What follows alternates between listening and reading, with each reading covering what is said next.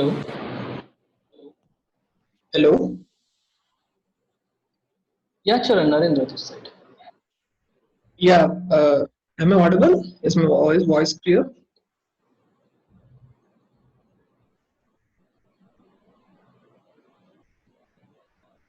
Hello, Narendra. Is my voice clear? Yeah, Charan, your voice is clear, I think. Yeah.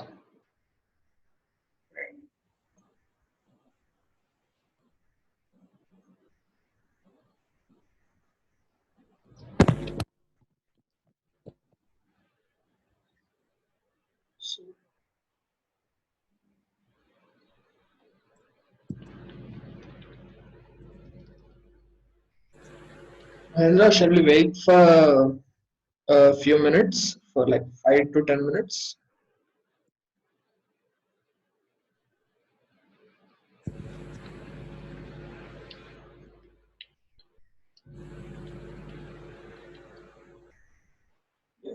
So,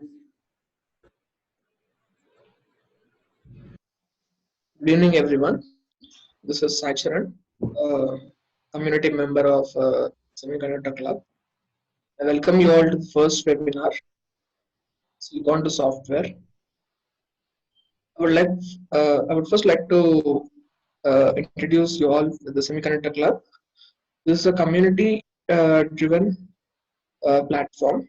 This is a platform to bring institutes, educational institutions, industrials, students on one platform and share knowledge using multiple resources.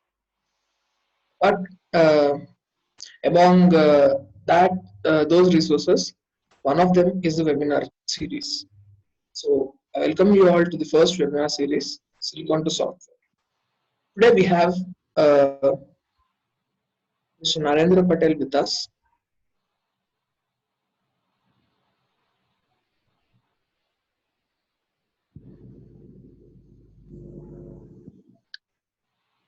Hello. Hello. Yeah, Narendra. Narendra. Welcome. Thanks, Charan. Thanks for inviting me on this webinar. Yeah. Thank you. Thank you for accepting our invitation. Thank you so much. So, just a second.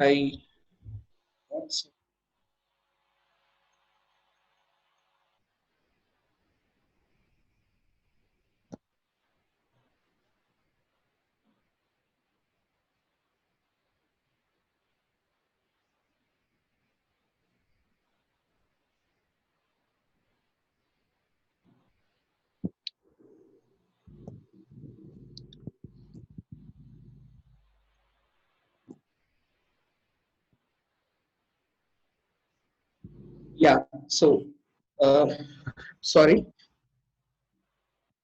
So, let me introduce our expert today, Mr. Narendra Patel.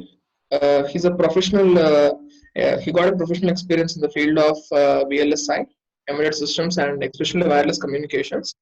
Uh, he worked on various technologies, including Wi-Fi communication, automation, aerospace, and etc. He's an ASIC FPGA and SoC design consultant, and he's a former scientist at ISRO too. Uh, we are very much glad to have you here with us, Mr. Narendra. Thanks, Ran. Thank you for inviting me. Yeah. So the stage is yours. So I'm audible, Charan? The voice is clear, I think, right? Yes. You're perfectly audible. Sure. So shall I start, Charan? Do we need to wait for some time?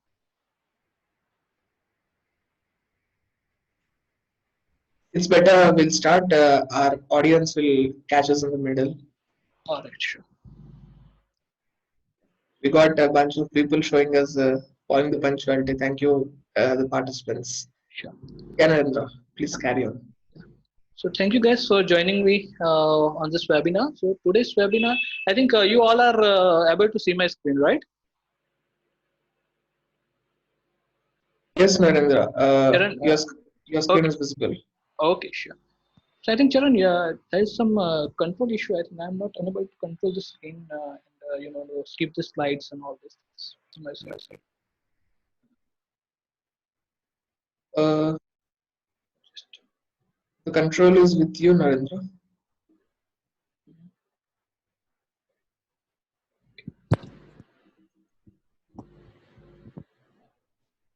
Okay. Yeah. Yeah. Perfect. Yeah. So So today's guys, we're gonna talk about the silicon to software flow. So we will brief about that. Whatever the topic you have learned during your academic or maybe your professional career. So we not cover much deeper into that. We will take the more advanced topics, like how the industry actually works on the silicon to software flows, right? So basically, what does silicon to software means? Means how your chip is fabricated from the silicon, and how the even the C level language or low level machine level languages are dumped onto your hardware, and it work as a complete application.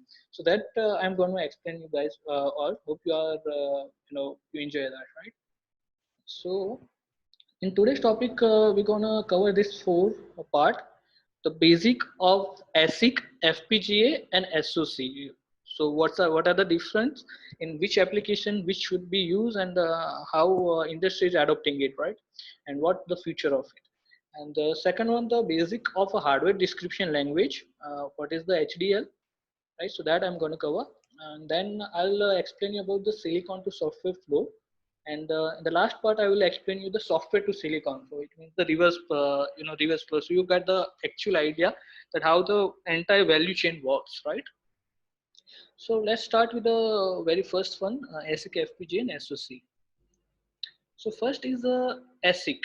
So you heard about it if you are in the electronic backgrounds, right? You might heard about the ASIC, which is the application specific integrated circuit. All right. So what does it mean? As it name says, right, that application specific. So it's an IC which is used for the specific application only, right?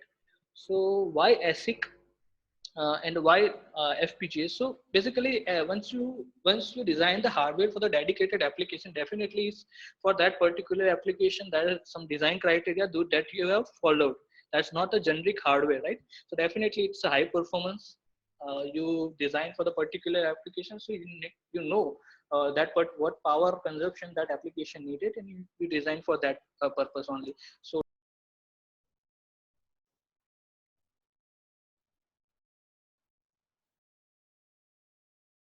Narendra, we lost your screen.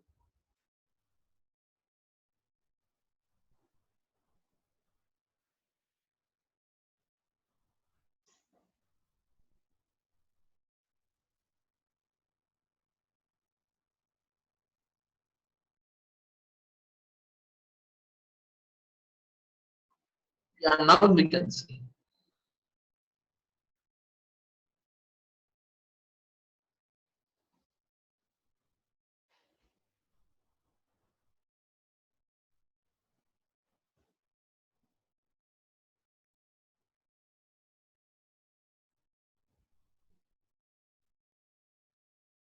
Narendra, you're on mute, I guess. now audible. Sure. Yeah, now audible. Perfect. Yeah. Yeah. So I was talking about the ASIC basically, right? So that is designed for particular application. Now coming to the FPGA part. So FPGA is basically the more generic hardware. So there is a gate array, there are channels, there are register banks are there. So it is not designed for the particular application, but it is a general purpose hardware, and you can reprogram it as per your application need. Right. So that definitely it is more flexible than the ASIC, but again, in cost of power, the power consumption is higher than the ASIC. Again, the flexibility is higher in apart from the ASIC, right? So that's what the FPGA is. So another solution the industry is adopting the FPGA, SoC and FPGA combination. SoC basically, which is the combination of your FPGA hardware and a processor, right? So I'll take more detail into it. I'll go more detail into it. What the exactly the SoC is, and which kind of application designs on the SoC, right? So I have the here I have present one typical the architecture of the SOC. So what does this SOC means is the FPGA plus HPS. It's a combinations of their FPGA fabric plus HPS fabric. And why so SOC over FPGA? So that's a big question. So here if you see left part of your screen is the FPGA part. All right, and the right part of your screen is the HPS part. HPS means a hardware high processing systems, right? Means it's a processor. So this all the hardware, for example USB 5, here the GBE file, Giga Ethernet, USB OTG, DDR, UART, all this hardware is connected to directly to the HPS. And the left hand side EPC, clock generator, power circuits, this GPIOs, then Arduino headers, ADCs, so all are connected to the FPGA part. All right, so this is the typical SOC hardware. So now let's talk about why SOC preferred in which application. For example, let's take an example. You want to design some DSP algorithm. Means you are taking some data from the Ethernet and you process, you filter out, and then you pass it forward, right? So for example, DSP data, you want to design a filter. For example, let's say low pass filter. In digital terminology, it's called the RRC filter or RC filter, right? Root first cosine filter. So if you learn about the DSP more, you know that there are the tabs. There are multiple tabs in the filter. So if you design that filter into the HPS part, your all HPS resources will be conserved, right? So again, the filter should be fast as possible, right? So it couldn't be designed on the processor. Yeah, it could be designed, but there are certain limitations. So we need the faster hardware, which is the fast to execute for the DSP algorithm. So FPG can be benefit for that, right? But again, the FPG is faster than the processor, but it comes with the power consumption. It is a higher power consumption, right? So, for example, the repetitive task, for example, Ethernet, we are taking some data from the Ethernet. So the socket, if you heard about the socket, for example, let's take a practical example. Here there's my PC. I want to take this data from this Giga Ethernet, right? If I taking this data, Giga Ethernet data directly to the processor, what happen? My processor should be continuously listening to my socket, and that's come with the power consumption, and more power consumption will happen. So what I will do, I will handle this Giga Ethernet on my processor part. So processor again is a low power consumption. Again, it's a serial hardware, right? So it will take my data, Giga Ethernet data to processor, and then processor will pass that data to my FPGA, right? By bridging. So there are different kind of bridges according to the hardware, like AXI bridging. Some companies are using their custom bridges between to join this HPS and FPGA fabric, right?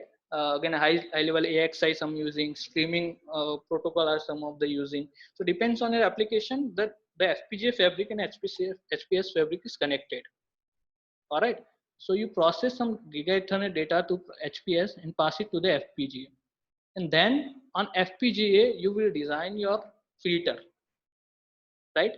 And then you will pass it to the ADC, or maybe as per your application, you pass it the data on the GPIO, and then you pass it forward for the further processing. So in that case, what happened? Your power will be saved. Again, you got the flexibility as well as the speed of the FPGA in the same cost. Are you getting my point? So HPS is basically the serial execution hardware. So it can't execute that faster as much as FPGA. But for the DSP application, we need a faster hardware. So we use the FPGA. But wherever the power is the limitation, that kind of application we need the HPS. Yeah, serial execution is affordable, let's say, but power is the limitation. We use the HPS, right? So this is basically the typical example why we use SOC. So in some of the application, the power is also limitation, and we need a faster hardware, right? So we can go with the combination of this hardware.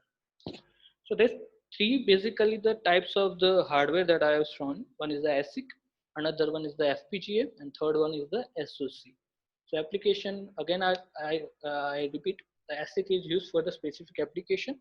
FPGA is a general purpose hardware, so comes with the a higher power consumption, but again the flexibility is there. The SoC is the combination of both. You have the processor plus FPGA. So whatever the task is feasible in the HPS, the repetitive task that you can do on the HPS, and the task which require more power that you can perform on a FPGA. So it's a very powerful hardware. So you can design the application likewise, right? You can separate out the algorithms. For example, addition, mathematical algorithm you perform on the HPS, and the process output data you pass it to the FPGA for filtering purpose. You don't do all the tasks on the FPGA.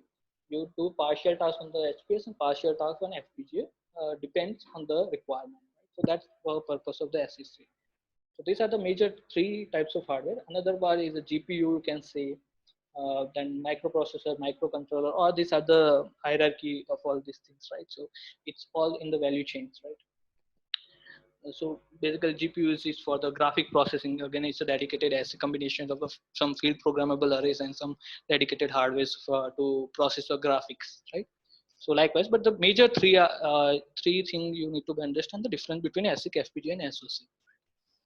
So now let's go to the next slide. Now here the HDL. So you might heard about it. If you're a professional, you might be learn about and you are your daily practice on that. So what is the HDL? Its name suggests the hardware description language. So what happened in the early transistor? How the transistor to transistor is connected through wirings, right? So there's a tons of kilograms of circuits for just simple application, right?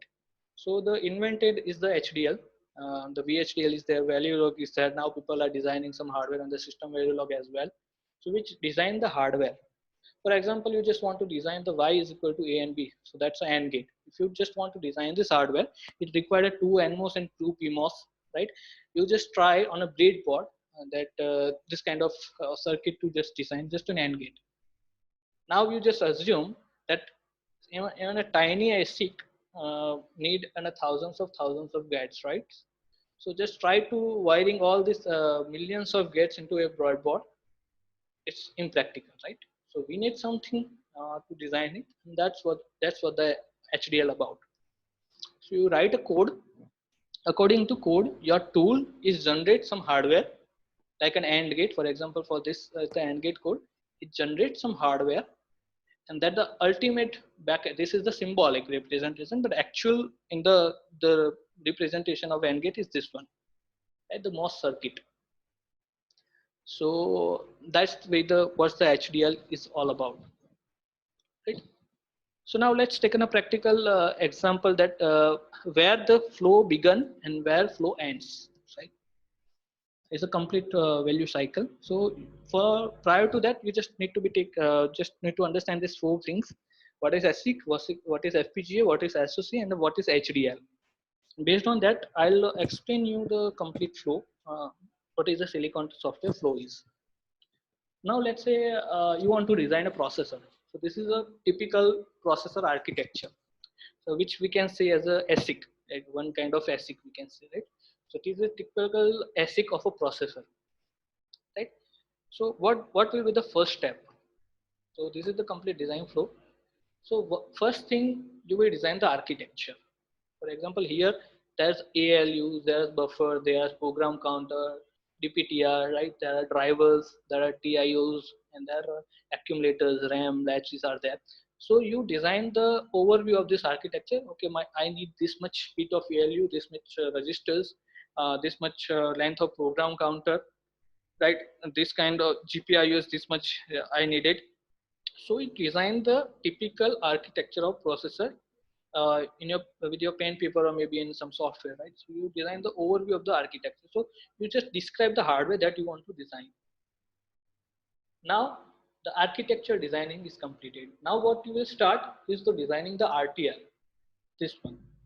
So once you have finalized that I want to design this kind of architecture, let's divide the tasks. Someone will design the ROM, some will design the RAM, some will design some ALU logic, someone will design the oscillator logics, right?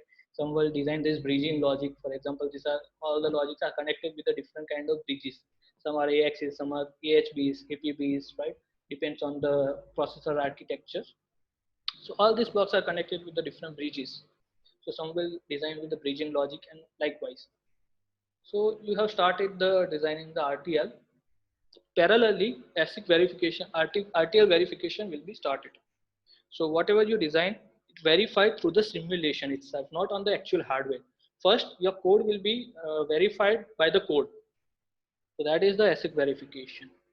Once there is a no bug in your code on the simulation, you go for the logic synthesis. So what you will do, you will convert that RTL logic into the actual synthesis form. Means your AND gate, for example, this code you have written, you have verified the logic, you have applied some input here and you got the output like A and B.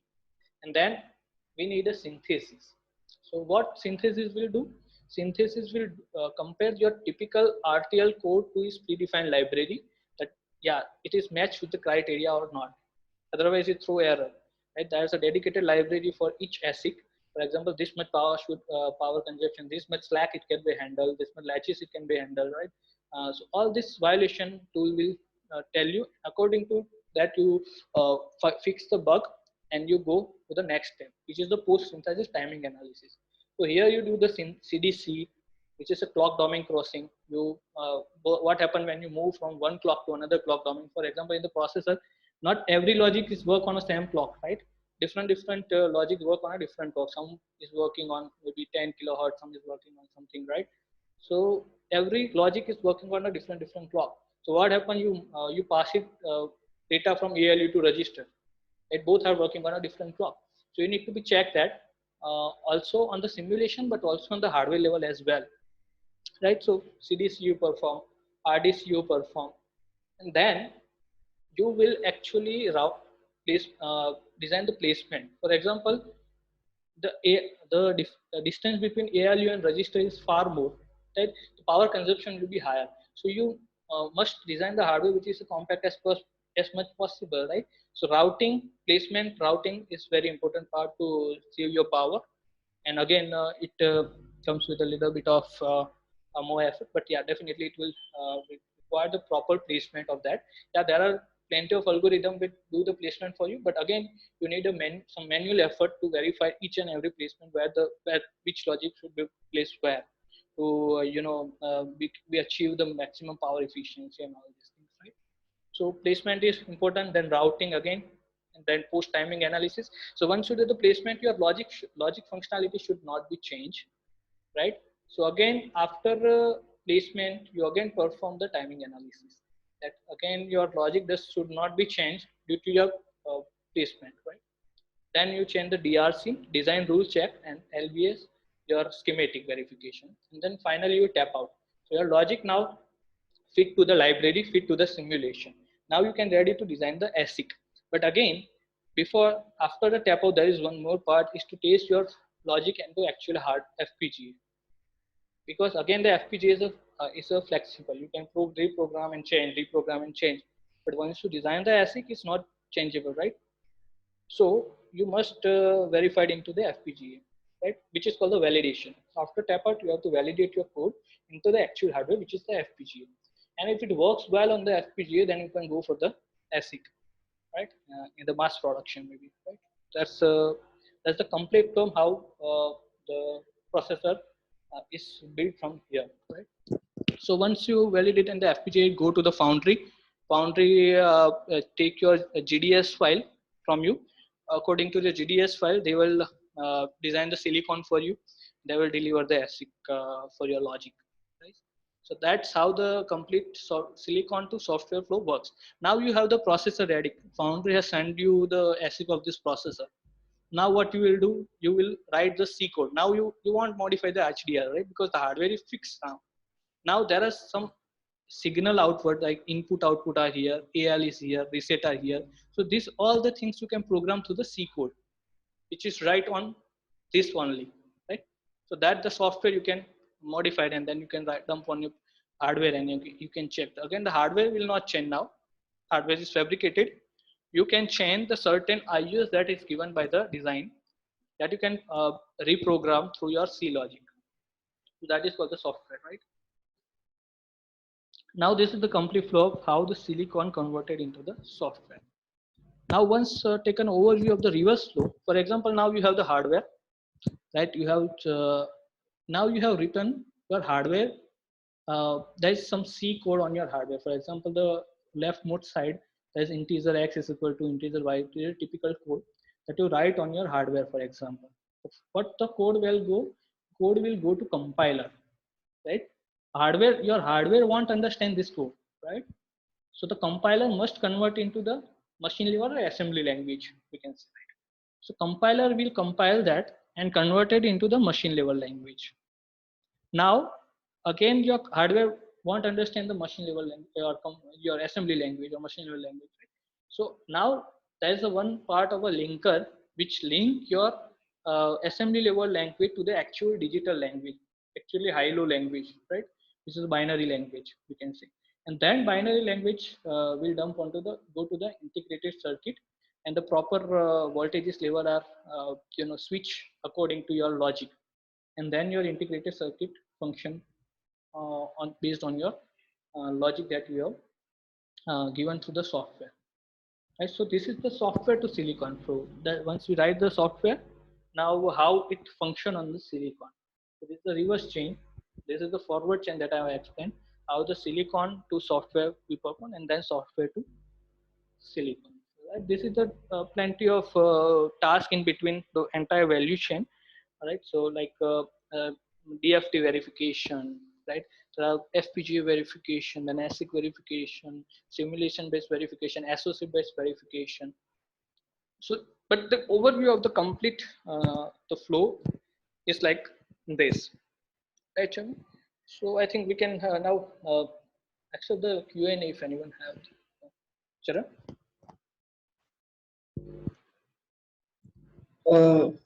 Yeah, Narendra. So, I think do anyone have questions?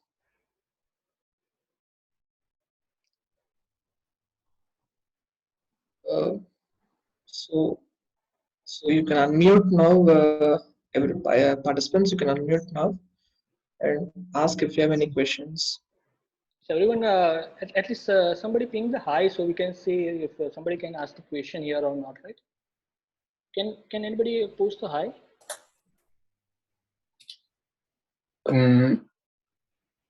Hello. Yeah.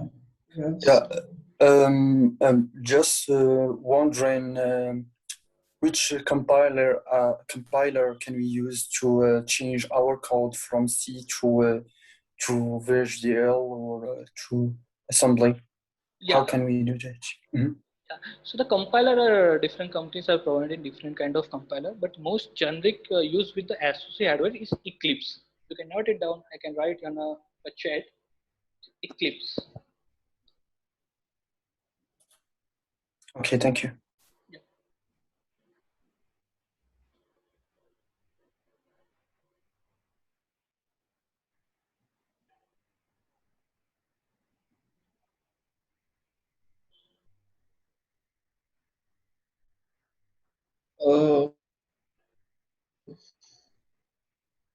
Hello.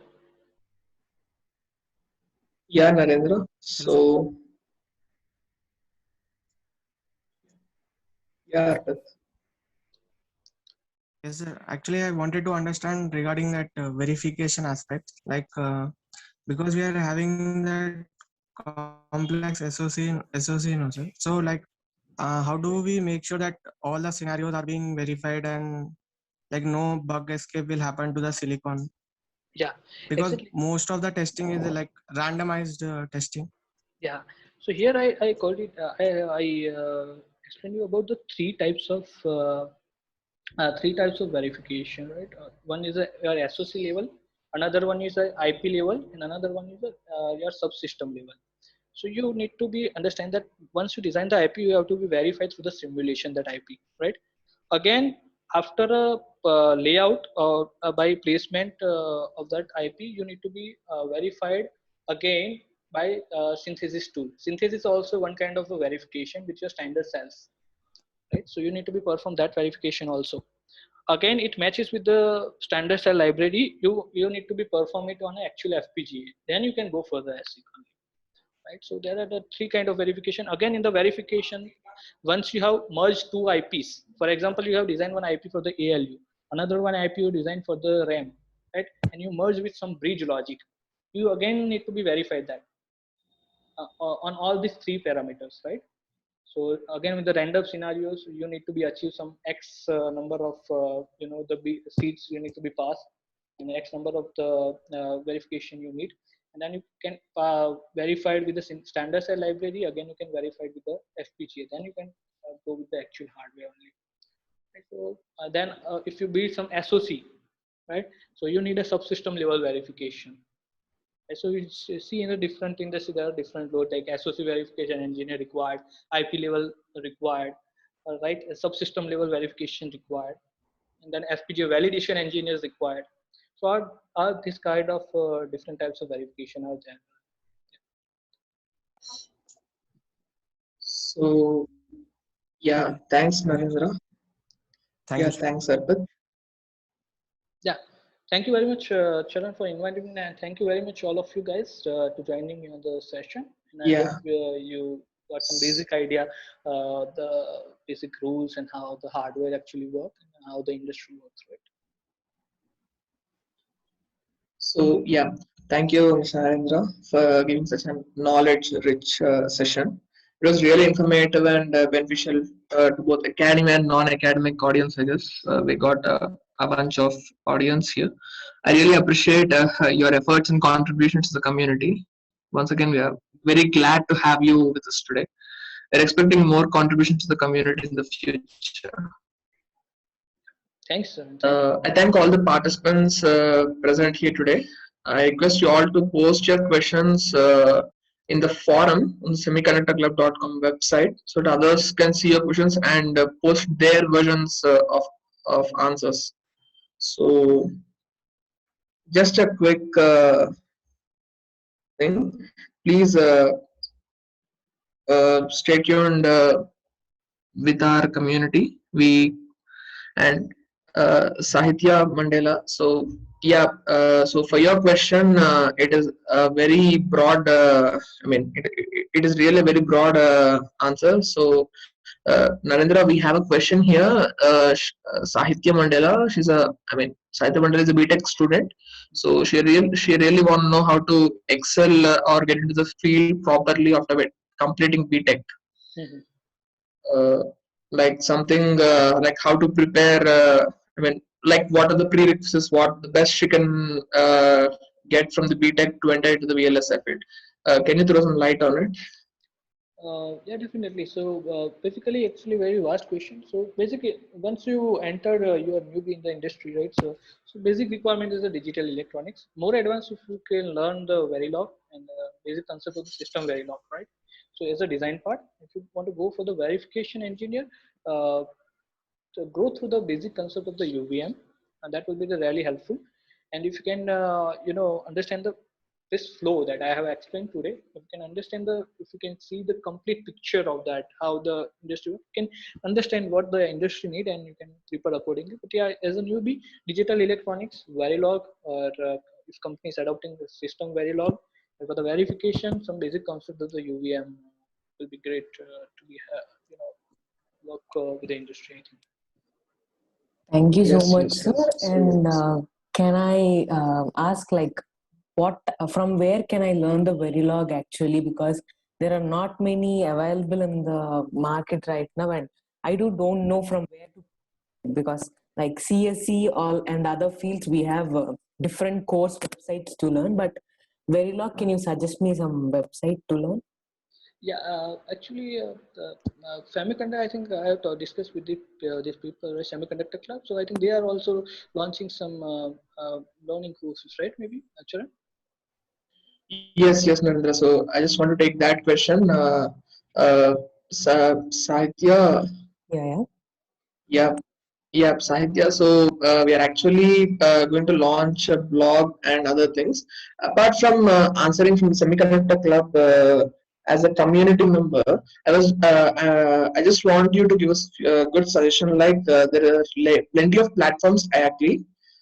Just dive into one of the platforms, go there and just try to learn the basics so that you'll get some taste of it. Like if you, are you really interested in Verilog, like learning Verilog and other things.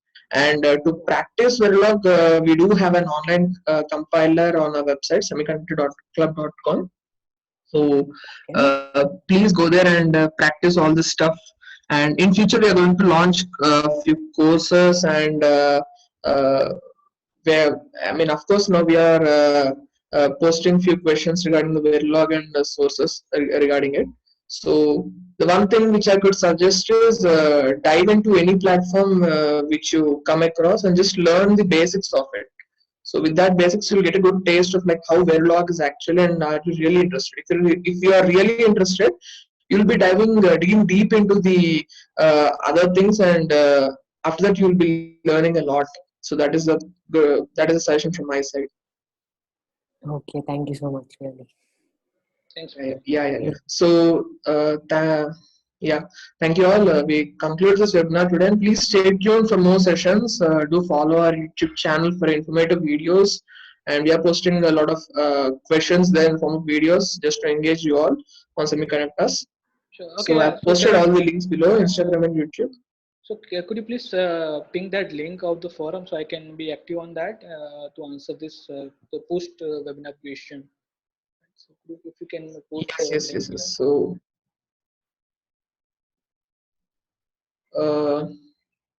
Narendra, can you just do me a favor? Can you please open our semiconductor.club.com, since you're already sharing a screen? I just want to show the audience about our platform.